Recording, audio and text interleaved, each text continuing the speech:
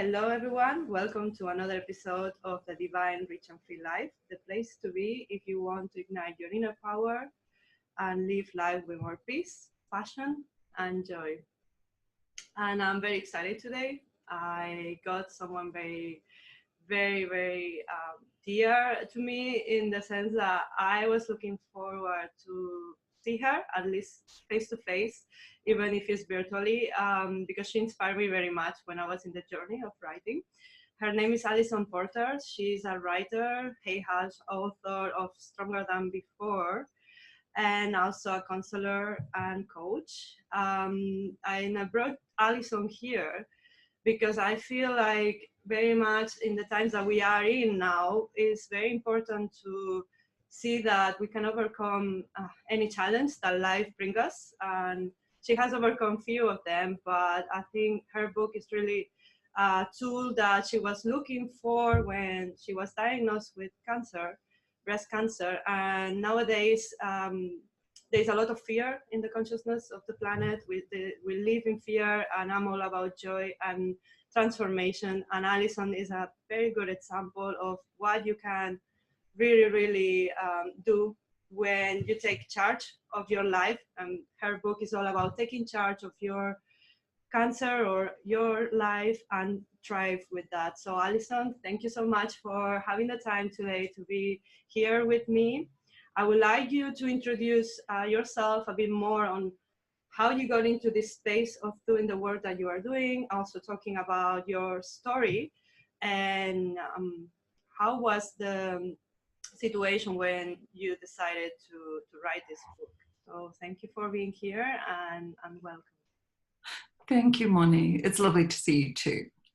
Well, for me, my life was going on two tracks. I have always had an interest in spirituality from being a teenager, to be honest. So some of my earliest spirituality was based around Louise Hay's book, when it was just a little brochure. It was just this tiny little brochure that with all the spiritual meanings behind particular diseases.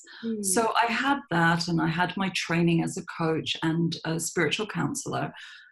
But that was all going on alongside a very corporate lifestyle where I was doing PR and then eventually more and more writing, to the point where I just became a writer. But those two were not integrated. And I think that's what cancer or breast cancer did for me.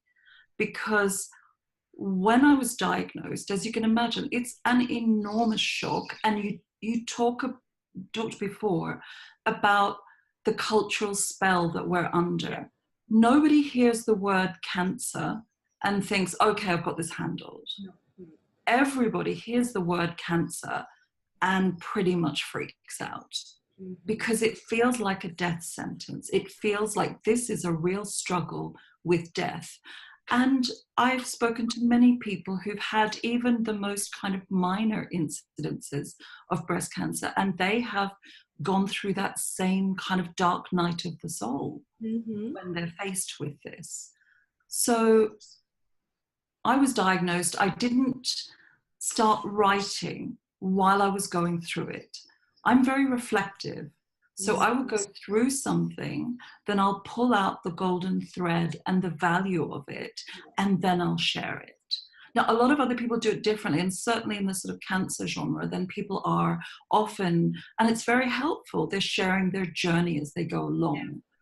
For me, it's more about sharing the learnings and making life easier for the people who come behind me. So unfortunately, as we talked about before, breast cancer affects 1 in 8 women. 1 in 8. Which is, and so I heard a statistic the other day that every 10 minutes, another woman is diagnosed with breast cancer, which is so frightening. So ever since I published the book, or even began talking about it, every single person has been touched by it in some way. So if it's not you, it's 1 in 8. That means it's a friend, it's your mother, it's your aunt, it's a relative, it's somebody you work with. So it affects all of us. And then all of the people who are around the person who has cancer are also touched by it, because they're so worried, they're so emotionally stirred up by what's going on with them. They don't know how to deal with it. They don't know what to say. Mm-hmm. So when I came to write the book, I wrote it for them too. So it starts off with an overview of all the treatments, so that if when you're first diagnosed, you can actually go and say, okay, this is what's going to happen to me. This is what I'm going to be offered. And these are my choices. And I include the alternative choices, the complementary medicine choices that you will not be told as part of a standard treatment.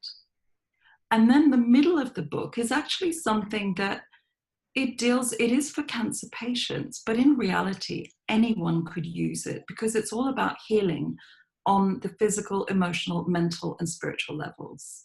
And then at the end, I have life after cancer, reconstruction, because I had a mastectomy and reconstruction. Mm-hmm. And then I've got a chapter on how to be truly helpful for family and friends. It's like what not to say, good ideas for gifts, and just also to realize that your relationships will be affected by it and how to maintain the communication in a way that's helpful. So that's the book. And here it is. Thank you for reading it. Because I was saying, obviously I will put the links below. It's widely available, but I think it's very important to spread this work, because I believe, like, for me, cancer has touched my life. I had a cousin that passed away with 37 years old.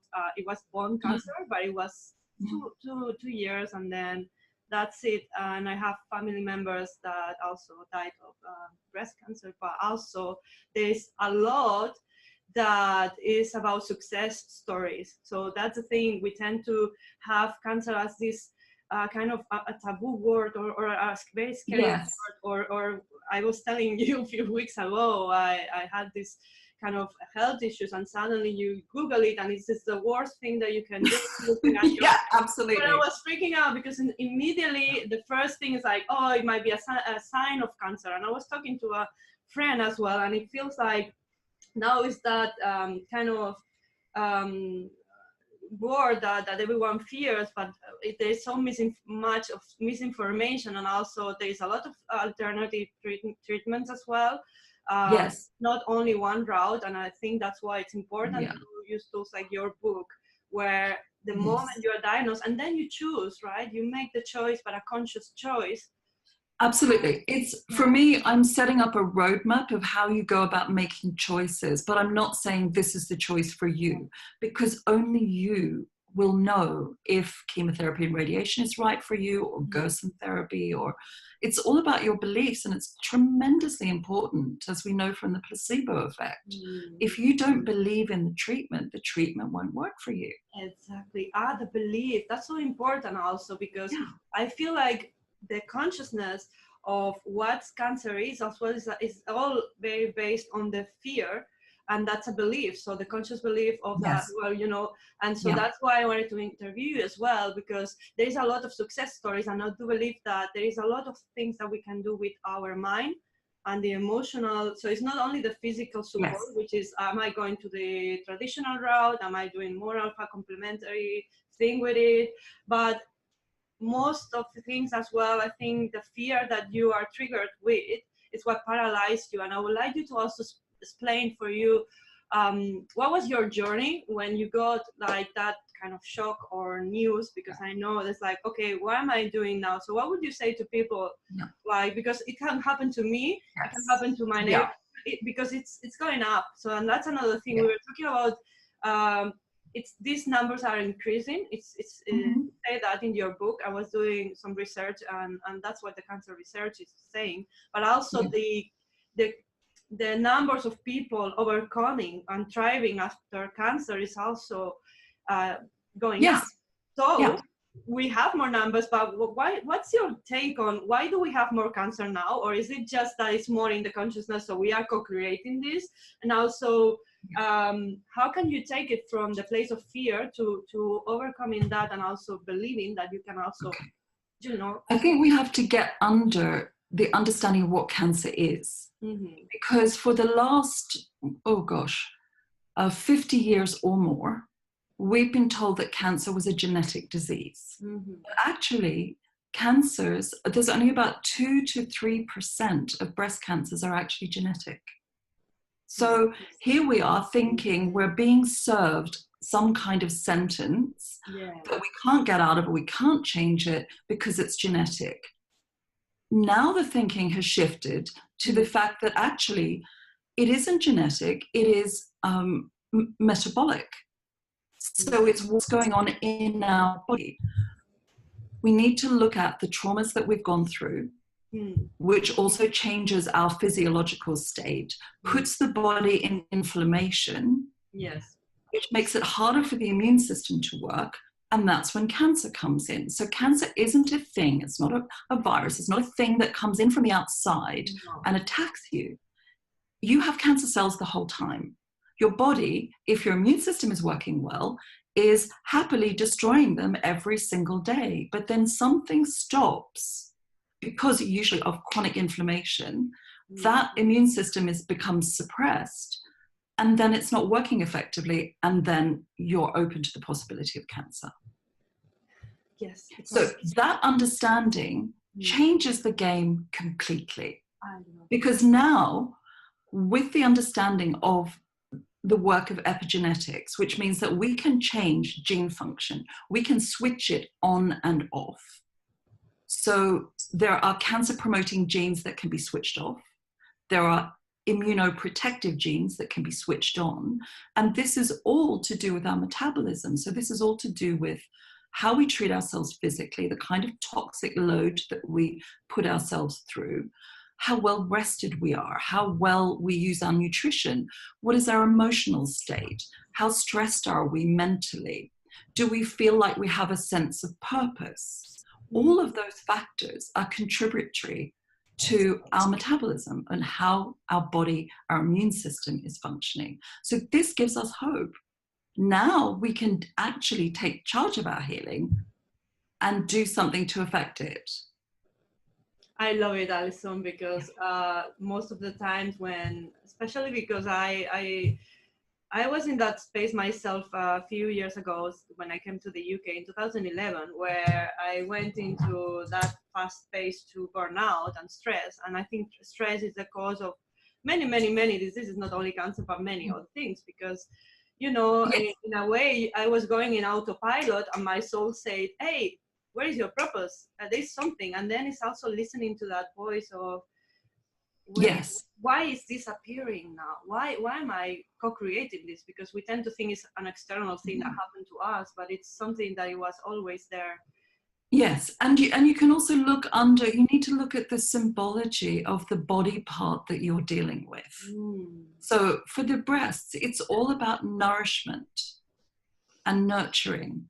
And of course, if you are a person whose nurturing and nourishment is always going out to other people, but you're not receiving it or allowing yourself the nourishment that you need, then you can see why breast cancer might be something that would appear. Because there's no nourishment going on. And for you, how was that when you got that awareness? Obviously you did changes and you took charge. You are here as just an example. So what changed in you? Like, what would you say was the biggest aha moment for you in that moment when you realized that? It's the kind of lack of boundaries and people pleasing.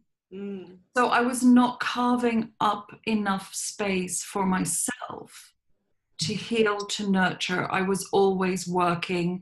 I would always, I love to help, but that in some ways is not a good thing when you fail to help yourself. So I was the one always giving from the empty well. Oh, wow. And that's what I have had to learn is, cancer will stop you in your tracks and make you take care of yourself. And so that's what it's done for me. And that's what I teach in the book as well, that you really need, part of the recovery from cancer actually demands that you tell people what you need. You have to take time off work. You can't handle looking after a household and children and whatever, and cancer without some kind of help. So it teaches you to ask for help. I was right. It teaches you to do all the things that you were not doing before. Wow, that's a life lesson, because I know in chapter number 7, which is for a spiritual number, you talk about the gift of cancer as well, or the gift of situation. I don't want to just talk about cancer, because I know your book is all about this, but in that sense, most of the tools that you explain after the options of the treatment can be applied, as you mentioned. Yes. There are situations in our life, even if your body is healthy, but you know you are going to the fast track of burnout, like I was going. Yes. You just go into all levels of the being. It's not only the physical, you go into the emotional. So what can you do emotionally, which we mentioned before, that is one of the most important things as well to be aware of, and that sometimes we forget, that it's actually, if we are in that sense, not tapping into the emotion that we are feeling, like we might suppress the fear of that, the fear of losing who we were, or overcoming that, because as you say, women especially, we're very good at giving from an empty cup, not very good at opening up to receiving, but we are asked to be that now, vessels that, and ask for help. How much shame there is in society still. To be able to ask for help, but we are all interdependent one another, and family as well. We have this myth as women that we should be always selflessly giving, but there's nothing that in our society and the stories we tell ourselves about women enjoying receiving. Women saying, I want to enjoy myself, I want to have pleasure in my life, I want to do something for me. How many mothers feel guilty trying to do something for themselves when they feel like they should be giving everything to their children? So it's not, for me, I was giving everything to my work. But for other people, it manifests differently. They might be carers. They might be looking after an ailing relative. The giving is always going out to someone else, and it's tracking the energy. So that's what you're looking for, is like, where is your energy going? Where is the energy going? That's so important. Yeah, because it's just overgiving, or maybe this kind of sense of also looking for validation in a way, right? Like sometimes when overgive is because we don't feel good enough. So I don't know if you see any relation with the self-love. It can be that, or it can be the type of parenting that you had. If your parenting was quite narcissistic, you learned that you didn't have, your needs weren't valuable. So people with breast cancer are often, for whatever reason, not always the same kind of parenting, but they're disconnected from their own needs. Wow. They're not valuing their own needs. And that's where boundaries come in. That's where you have to learn to be able to say no, that no is a complete sentence, that's all you need to say. You don't have to then justify it with all the reasons why you can't. So it really is learning to sit with your own power of deciding what's right for you. So I see your book also is very much into taking back your power, really, because and I guess it's like all the things that manifest in our body are a lesson. I see it at least in myself, in my life as well, because in the stress of burnout, I found the gift of going into my purpose and reconnecting back into that joy and pleasure that I always had. But for a moment, everything shut down, because I needed to see clearly. And sometimes it's the body, the universe, belief, or whatever you believe, but it's like, well, I have given a choice now, like to go into this direction or this direction. What am I going to do? So once you make your leap of, choosing yourself in a way and taking back your power, what happens after? What did you find after? Because I know it's all about finding the gift as well, but obviously you were giving to the path on expanding your reach with your writing.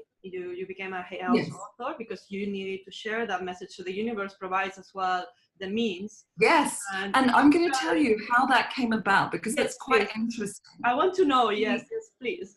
there's a funny part to that story. So, and it was a real choice.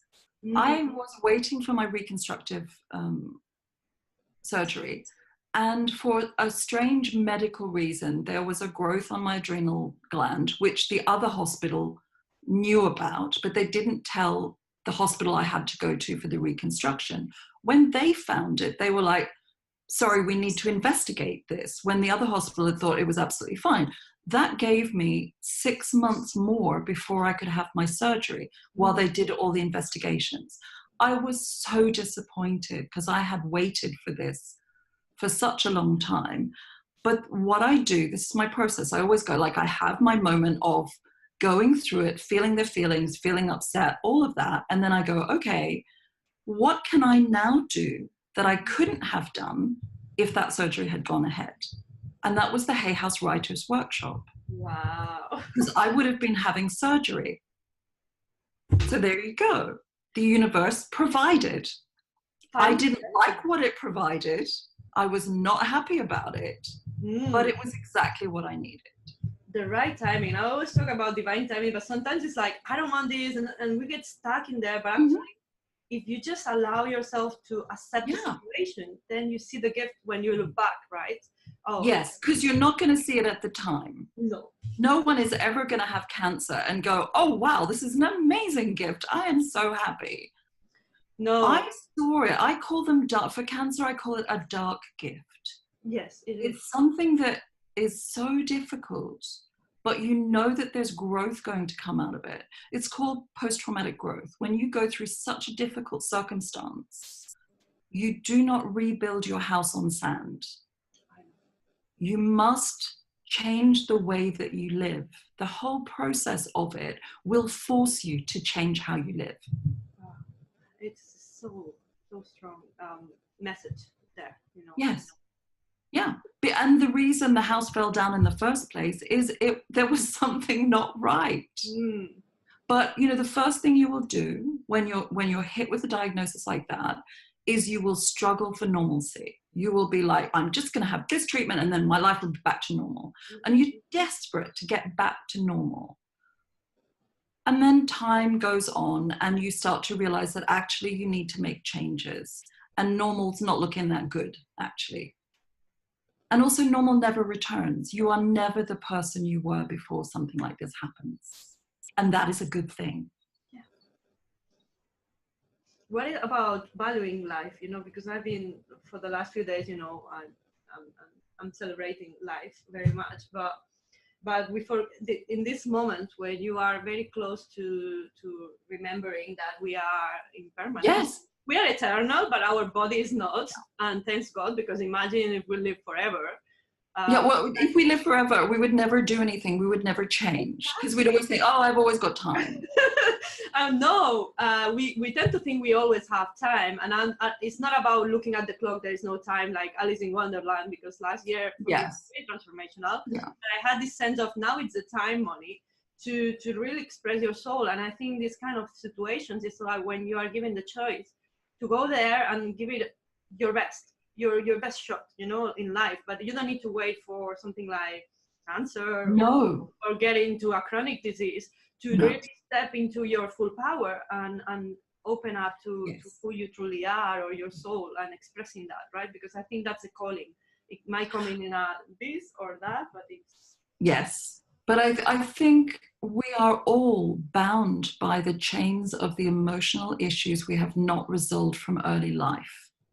This is why we don't stand in our power. This is why we think, oh, I'll write a book someday, but we never actually do it.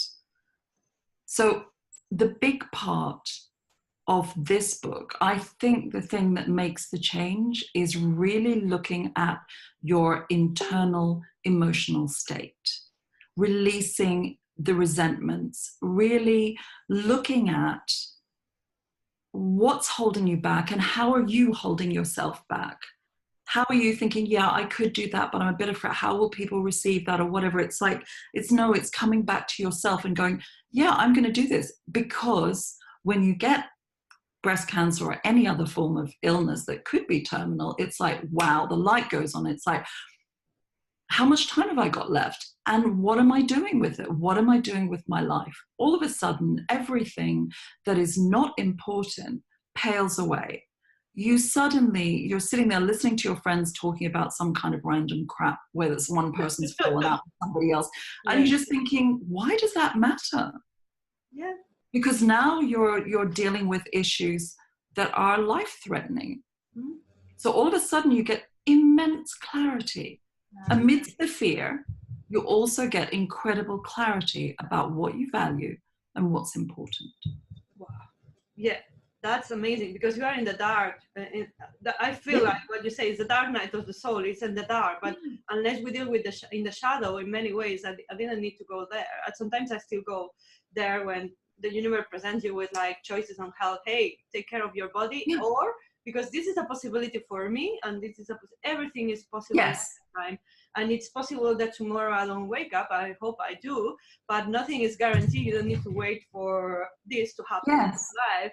But I think this clarity, that's so important, because how can we remember this every day? You know, I'm an advocate about living in the moment and being grateful for life. But it's so easy when you live in autopilot in a city like London, back and forth, getting angry for small things, when someone pushes you, when your mother says this or that, you know, because we haven't dealt with all these emotional trauma, karmic things, and we don't bring awareness. Then all these little games of life plays out, but then until this is shocking you, you don't really see with perspective what life is about. So what would you tell to people before they get into that situation? Because we can get clarity maybe based on a personal story like yours, or you know, anyone who is inspiring out there. People can probably share some stuff about how to bring awareness. For me, it's very important. How can we just bring awareness every day? That's going to come back to really what the core of the book is. It's self-care. You have to be listening to yourself, listening to what your body wants, listening to what your heart wants. And instead of making everything that's outside of you more important. So every single day, it's like, what do I want to do today? What do I want to achieve? How can I take care of myself? It's really making, and I can hear in the ether some people feeling that this might be selfish, because that's the thing. As soon as we start talking about self-care, people start freaking out about being selfish. But it isn't selfish. It is caring to other people. When you can be fully present within yourself, you have so much more to give. I'm just going to say that we have a visitor. Mr. Mouse has come to visit. You wanted to see him. I'm just going to open the door. Just the right moment, because you are the star of the show, but this guy here, he's the star in Facebook, and I want everyone to also how animals and other beings, because you know we disconnect from nature. I know you have this little baby here, Mr. Mouse. Mr. Mouse. And well, he's Mussolini now because he's such a little dictator. I'm so happy that I see him. But how can we just also, you know, remember to be innocent? Because I'm very much advocate about innocent and being present, but also, self-care. Why is that selfish? You know, why do we still? Do you think it's like programming? Because I think, you know, again, it often comes from our upbringing, our socialization, that if you did anything for yourself, it was being selfish. So as children, you know, you're teaching children to share. But then you're also teaching them that if they want something for themselves, it's selfish. So culturally, it's like if someone stands up, if a woman particularly, and remember this is very different because for women versus men. So if a man stands up and goes, I'm going to run the meeting this way, we're all going to do this and whatever, everyone just goes along with it.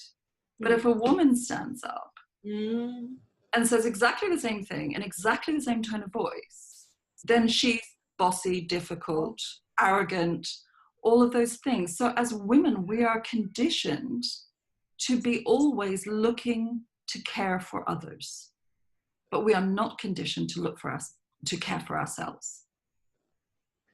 This is important also to bring awareness. Yeah, and so if you are doing something for yourself, so every morning you're getting up and you're going, okay, what do I want this day to bring for me? Put your hand on your heart. What does my heart want? What do I desire? You know, it isn't just about the masculine model of having goals and chasing things. It is about the feminine model of going with the flow and going, okay, I'm feeling into what's important for me today. Yeah. So it's always a question that you ask yourself. The biggest healing is always going to come from a question.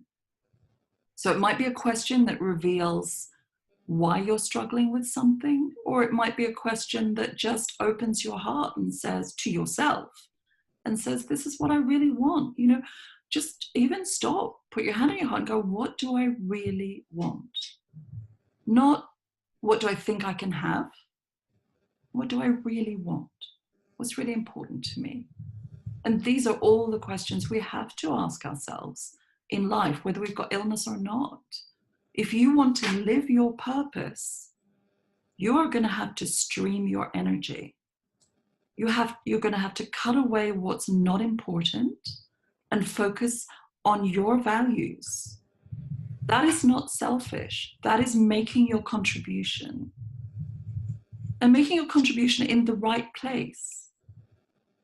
You know, it wouldn't be, I'm a writer. I can help people with my writing. Your gift. I am not a singer.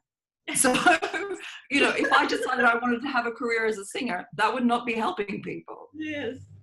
You know, so it's what can you ask of yourself? How can you give of yourself that is creative for you, expressive for you, and helps other people? That's so important, because once I was getting the allowance word, which allowing yourself to give permission to yourself to really listen to your voice. I always talk about this, you know, and use your gift.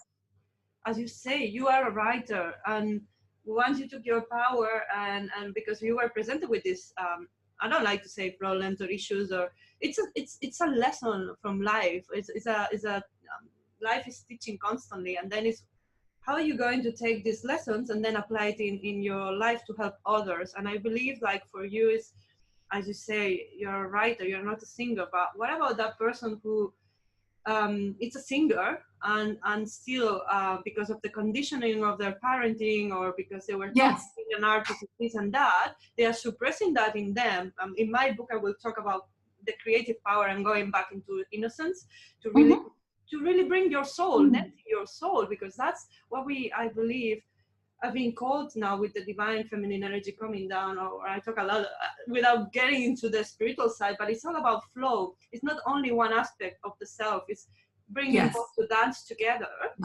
That's what you say when you listen to your heart, as women. And you don't want to kink the hose. You don't want to put a twist in the hose, like your flow, your inspiration. It's all there. But what's happening to all of us is we have these beliefs around ourselves, these emotional, you know, clogs, where somebody told us that we weren't as talented as we thought we were, or we're afraid to be visible because, you know, if we stand up for ourselves, we've had a consequence for that in the past. So we bury all of these things and we go on, and then slowly, slowly, slowly, we diminish ourselves. We don't stand in our power. We allow other people to direct how we live our lives. And so now we have to get back in the director's chair and go, no, this is important. Be in front of your, you know, you're the driver of your life, and you are in the position to I always talk about leadership as well, about leading from the heart and leading your life. But it's scary because it means that you need to take responsibility, right? So and then but how do but it's a massive drive. If you think, have you heard, do you know Joseph Campbell's hero's journey? Of course. Of course. So in that hero's journey, which we know because it was for those who don't know it, it was really the basis that the writers of Star Wars used in order to use this universal myth where someone is challenged to overcome obstacles. They go very, very deep. They go through a dark forest or whatever. There are people who help and signpost along the way. But when they return from this arduous journey, they return with a gift. And that gift is not just for them, it's for everyone else. They're bringing the treasure back. So this is what we do. Yeah, we go, this is my treasure. This is what I brought back. You know, I went for that dive and I brought that back. So this is what we're all challenged to do, is to find our way through all the thickets of the things that we have allowed to cover up our innocence, our beauty, the truth of who we are. And we finally get to set those aside. And when we do, we bring forth our gifts, and those gifts are treasures for other people. So where is the selfishness in that? No, it's a service. I talk about that. It's service. It is service. And I'm going to say the other thing, that really, that word can be really triggering for people because they feel like service is subjugating themselves to someone else. No. But really, service is incredibly liberating. Whenever I get, you know, because of course we all have our own stuff. We still have it. It's always layer by layer by layer. So whenever I feel challenged by putting myself out there, I think, well, actually, I'm getting in the way of my book, helping people. So I can set myself and my own fears aside because I know the purpose is to help people. So service is huge. And it's liberating. It's liberation, yeah, because it's not about you anymore, right? It's about something bigger. Yeah, something much bigger. Yeah. I'm very grateful that you decided to take your hero's journey and you found the courage to just not be here sharing your story as well, because I think you have so much wisdom. I want to see you more in camera. And I think you're a great speaker as well. And I have to say that I resonate so much with your message. I do feel like, you know, we are really connecting onto what life is all about. But I think you have a choice. You took the choice of looking inside and seeing what aspects of you need to be brought forward or let go of. And remembering who in essence you were, like this magnificent being that then is able to bring that gift on a book, we are all so different. We are part of the same thing, but what are you going to do to really live life to the fullest? Because it's not about, am I going to be here for 80, 90, 100 years, or is it going to be next year that is the last one? You don't know, but in that period of time, how much can you create for greater? Not just, it's your legacy, you know, because this book, which I know it's not the first and the only, there are more, but also it's like, this is your legacy. How many people can you touch with that piece of music, with that book, with, I don't know, any profession is very much, I will always say, if you make that always from a place of love, you know, if you do everything with love, I'm sure when you wrote that book, there was an aspect of love in that for sure, because it was love for yourself first, because you decided that, no, it's not selfish. I'm gonna take my time to heal and to stop everything else. And then with that also is a service of how can I help others? That's the unconditional love. How can I would sit in breast cancer clinics, and I'm going to tell you they are some of the most depressing places on earth. Waiting for my own appointment, seeing more and more people come in, feeling that energetic dread that is in the place and in the people, and think, how can I help them? How can I help them help themselves and advocate for themselves in the process of healing? Because you will be pushed to make decisions very quickly and these are life-changing, life-threatening decisions.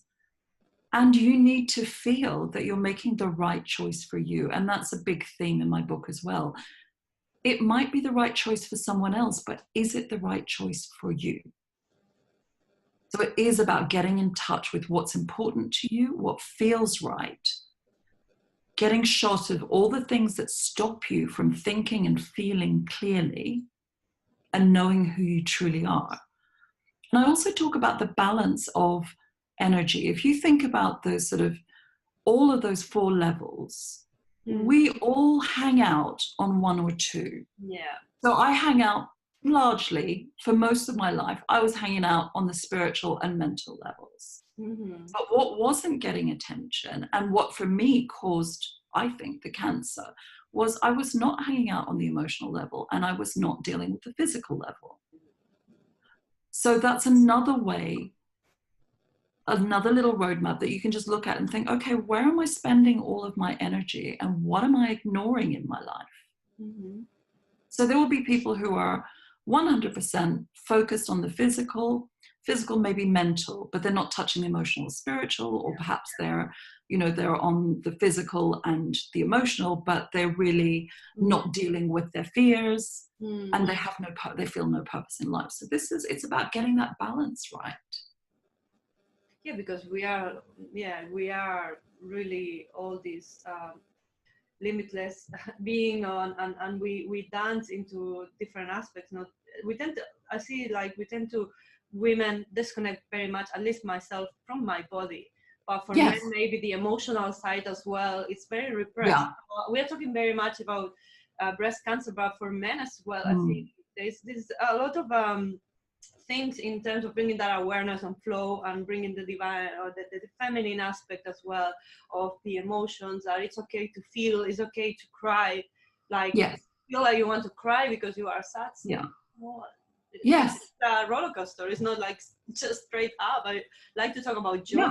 The joy also brings this roller coaster of emotion where you embrace what we are, I heard somewhere that most women are blocked in the throat, so they can't express themselves, but most men are blocked in the heart. In the heart. Yeah, I totally.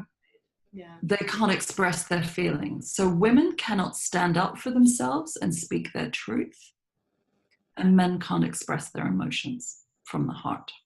But we are a big generalization, but you can see how that works, because this is the structure of our society. We tell men that they shouldn't express their emotions, and women are constantly shut down from speaking out.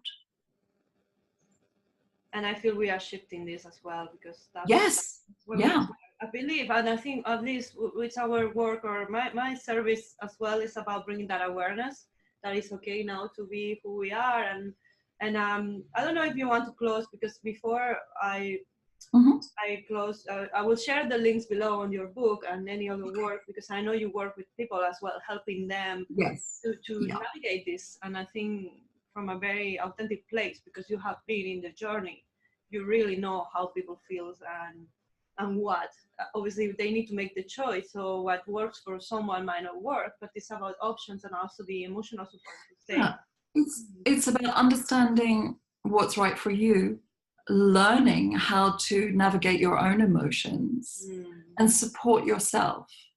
My work is really about helping people to help themselves.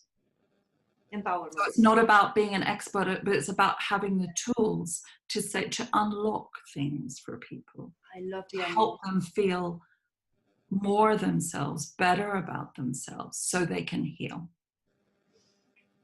I love it, because it's all about unlocking and giving the power back. So any final words for those people who is watching this, obviously, especially for those navigating the journey to healing and overcoming these situations in their life, or these not only about the cancer, but any situation that brings that big shift in their life? What would you say to them in order to find at the other side there's light, right? Yeah.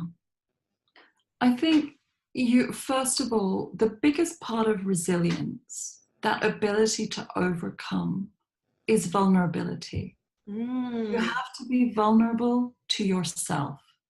You have to be able to go, this is devastating me. You don't whack a smile on and pretend it's all okay. You don't go, I'm going to be positive and it'll all be fine. Because that's actually what's stopping you from getting to the deeper level. Mm. I cry, my favorite place to cry is in the bath. Like, run a bath, go sit in the bath, have a good cry. And I did that so much when I was going through treatment and diagnosis. And so it's like, allow yourself to feel the feelings, because we're afraid of the power, the massive tsunami of feelings that's coming at us when we're going through any kind of big trial in life. We're so afraid of them. We push them away. We try to be positive. But the reality is, if you let the wave hit you, it will pass. It will pass over you, through you. And on the other side of it, you can find that positivity to be able to lift up and go ahead for another day. But if you ignore it and push it away, it will get harder and harder and harder. So accept your feelings, allow them to be present, and then you move on. That is the biggest healing step of all. I can see that in all situations in life, especially when we are in uncertain moments in, you know, as human beings, we are evolving, but at the same we are going back into, we might be destroying ourselves on the planet, but also there's a moment of choice where, yes, it's bringing the awareness on what is going on inside. Yeah, inside you, and so that you can release what's holding you back. But you cannot get to that unless you're willing to take the dive, unless you're willing to face those feelings. You can't have the relief that comes. And then when you are feeling vulnerable and authentic with your feelings, everything else can flow. Then you're really in touch with yourself. Then you can put your hand on your heart and go, you know, today, this is what I want. This is what I feel called to bring forth. Then you can live your purpose, but you cannot get there without allowing your feelings. That's beautiful. Thank you, Alison. I encourage everyone, whoever is willing to become stronger than before, because I was getting, you know, we had a very few years, at least for me, in terms of what I've been going through. It was kind of a rough energy around, you know, kind of a lot of shaking up in people's life. People I have around as well, stirring up of emotions, stirring up of the old. And now I feel we are in this place where we are anchoring abundance, we are anchoring possibilities. Yes. But in order to be there, we need to stir up and detox and eliminate, right? We need to do that, but we can't really open to receive properly unless we are allowing a flow. Correct. So if we're all jammed up with our emotions that we're not allowing to flow, we can't allow the positive emotions and the abundance to come through either. So we're kinking our own hose. I love it. And I'm very grateful for you being here and sharing this, because it's about possibilities and about the, you know, the journey on stirring up everything, listening, and then like the hero coming back. Yes. And then you come back and then you see the possibility that you can heal. There are spontaneous remissions every single day. Yes. You have to open your mind and heart to that possibility. If you're close to that possibility, if your head is all focused on dying and what's going to happen, you are prejudicing your own health.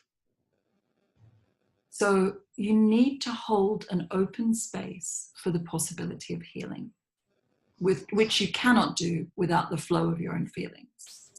Exactly. And also believe that you and you have the power. And I believe that, and anyone watching this, please look at Alison's book, because it's all about stronger than before, but it's not only about cancer, it's all about you and what it means to be human, and what it means to embrace the gift of who you are, and then bring it back that into service to others. Obviously first serving, I always say, serving yourself, so nurturing your heart, nurturing your soul, and then being able to share it like you are doing now with your work.